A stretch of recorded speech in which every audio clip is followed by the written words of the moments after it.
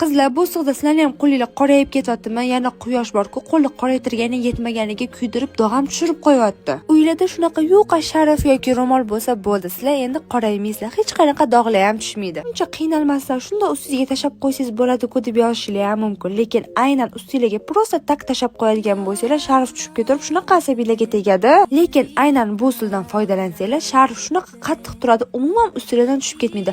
Boradigan joylarga borgandan keyin, pana joyga o'tgandan keyin o'zingizlar yechib qo'ysanglar ham bo'ladi. Aytmoqchi bo'lganim, quyosh bor joyda shundan foydalanib, quyosh yo'q joyda yana sumkalarga shundan olib solib qo'ysanglar bo'ladi. O'g'il bolalarga mayli, lekin baribir qizlarga qo'llari qorayib yurishi juda ham xunuk ko'rinadi. To'g'rimi qizlar? Yana yetmaganiga bu quyosh ta'sirchan terilarni kuydirib, dog'lar ham tushirib qo'yapti. Shuning uchun qizlar quyoshda yurganlarda shunaqa yuqa sharfi baribir ustingizga tashlab olinglar yoki qo'llarga bitta zontik olib olinglar. Qizlar, qaranglar, qanaqa shirin narsa chiqdi. Ustingizda xuddi naketkaga o'xshab turadi. Agar videoni yaxshilab ko'rib orqamdan takrorlasanglar, sizlarda ham xuddi manikiga o'xshab chiqadi. Endi navbat ikkinchi usulga. Qizlar, to'g'risi o'zimga shu usul juda ham yoqadi. Ham buni qilinishi juda ham oson. Ham qizlarjonlar, menga yozgan har bitta kommentariyani ham SMS-larni ham o'zim o'qib chiqaman. Agar sizlarga nimadir qiziq bo'lsa yozib qoldirsanglar, men sizlarga uni qilib ko'rsataman. Aytdim-ku, bu usul juda ham oson deb. Ustingizda shunaqa shirincha bo'lib turadi. Videoni yozda qorayib ketayotgan dugonalarga tashlab, meni yo'qotib qo'ymaslik uchun obuna bo'lib qo'yinglar. Hali bunaqa foydali videolarni zo'rlari bo'ladi.